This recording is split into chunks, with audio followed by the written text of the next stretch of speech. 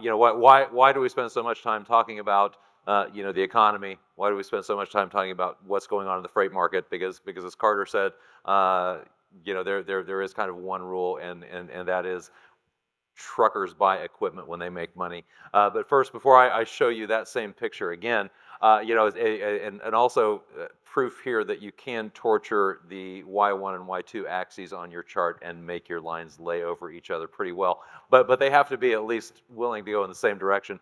So what we have here is the Class 8 population is the red line, starting all the way back in 1979.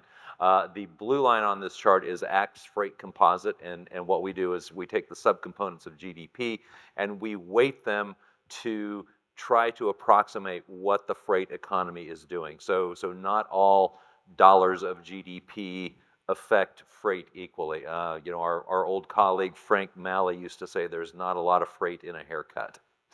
Yeah, and there's not a lot of freight. I don't think in a heart attack or a divorce either. But you can spend an awful lot of money doing them. Happily, I don't know on either of those counts. So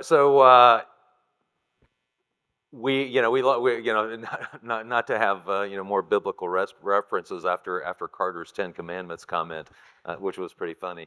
Um, you know, we like to say in rust we trust, and that is old equipment dies and has to be replaced. And so we use a capital or a stock replacement model so old retail sales are tomorrow's dead equipment. So we have a mortality curve that we apply against old retail sales to give us an underlying replacement demand. And just thinking, kind of on average about 80%, depending on the year, but on average about 80% of all new vehicle sales are not for new freight. It's actually just to replace old and dying trucks. And then we try to figure out how much economic growth there is, which then determines how much more population you need to haul the freight, all the new freight that just got put on the mountain of freight that's already being hauled.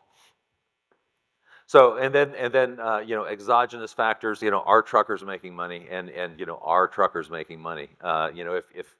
If I could only have one variable, and I don't do if Tim would agree, but it would be spot freight rates.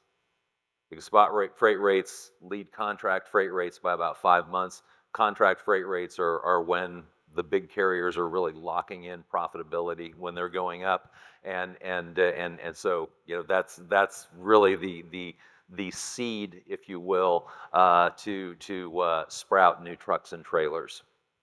So, and just conceptually, the equation is replacement demand plus new freight growth minus productivity, times kind of nonlinear factors, if we will, and in every cycle there's it's different this time factor. So or you could consider it your finger on the scale, whether you're lifting up or pushing down on the scales, based on what that your model doesn't know.